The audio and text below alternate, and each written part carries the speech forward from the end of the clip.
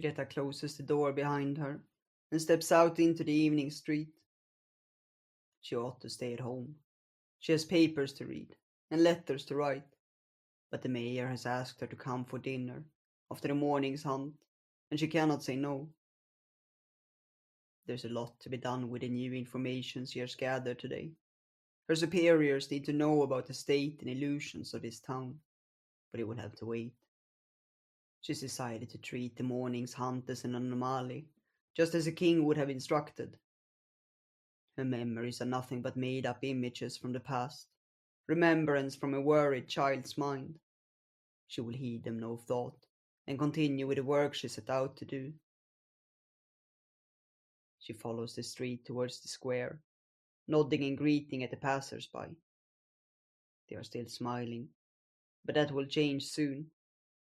The rumors will spread, and not long after, the townspeople will have the wrong impression of what happened in the forest. They might become unruly, but she's resolved to keep an eye on them and report her superiors should something arise. She rounds a corner and halts. Miriam is coming out from the street ahead of her, and she watches as she stops to talk to a villager. She has let her be until now, but after today's hunt, she's concluded that the role of the protector is a task she needs to attend to as well. It's a function she has no means to remove, but one that will have to go nevertheless, if the king's order shall be fulfilled. Miriam gives the villager a pat on his arm, and then glances around and sees Greta. She waves at her, and Greta walks up and nods in a greeting. I didn't think you would be out this late. Are you going this way? Miriam asks, and gestures down the street. Greta nods. I'm going to the mayor. He's invited you too? She should have suspected it.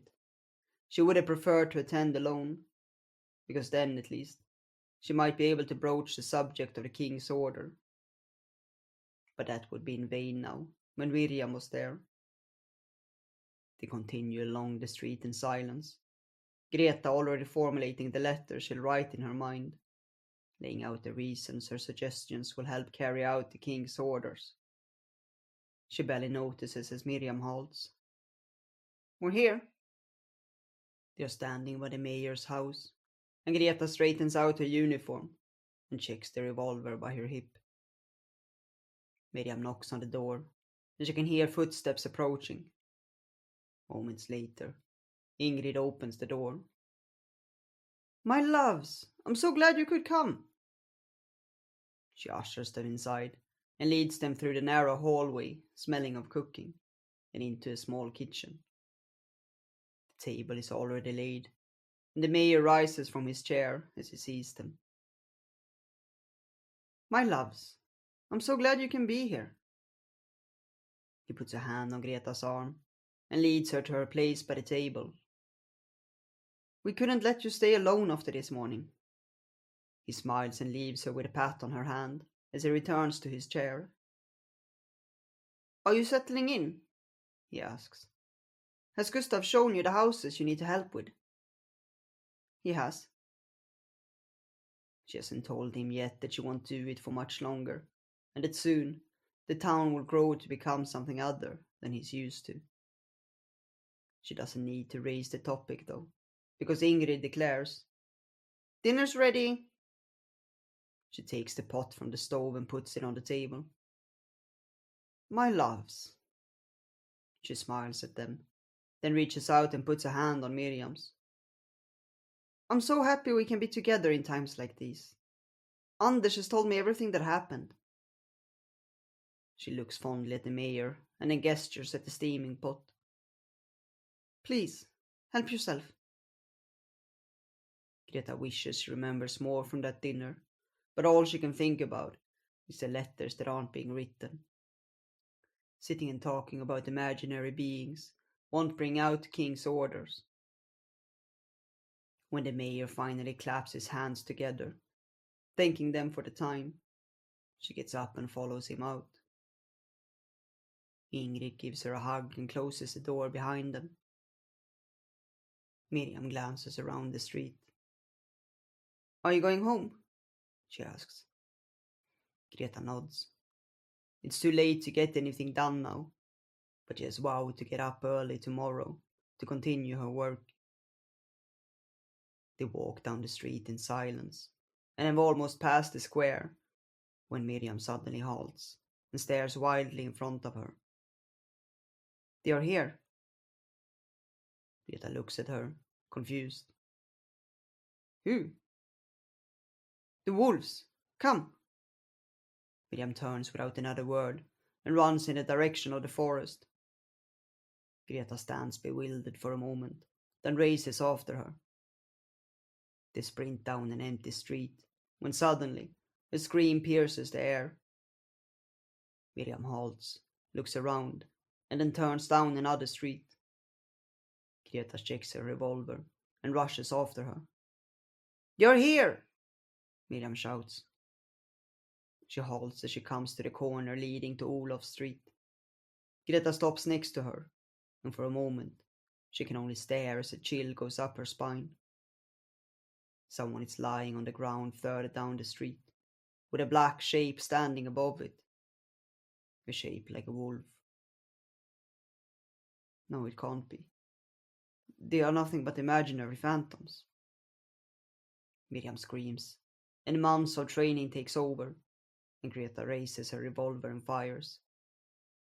The shot misses, but the animal takes flight, and Greta rushes towards the unconscious person. Someone is screaming, and the person on the ground lies motionless.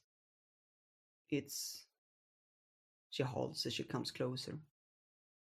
It's Olaf. She kneels down beside him.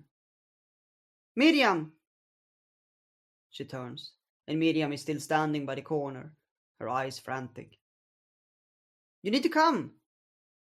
She doesn't move, and Karin is suddenly next to Greta. You need to help him! Miriam! Miriam blinks, stares wildly around her, and then rushes over to them. You need to help! Miriam kneels next to them and puts her hands on Olaf. Karin is crying hysterically, and Greta gets up, her revolver raised, scanning the street. We need to get him inside! Miriam cries, and Greta turns around, puts her revolver by her hip, and helps her carry the unconscious man inside. Miriam leans over him, resting her hands on his chest. She closes her eyes, then mumbles words Greta hasn't heard in a long while. It takes a long time, but in the end, the groan quiets, and Olaf grows still. The bleeding has stopped. He'll live.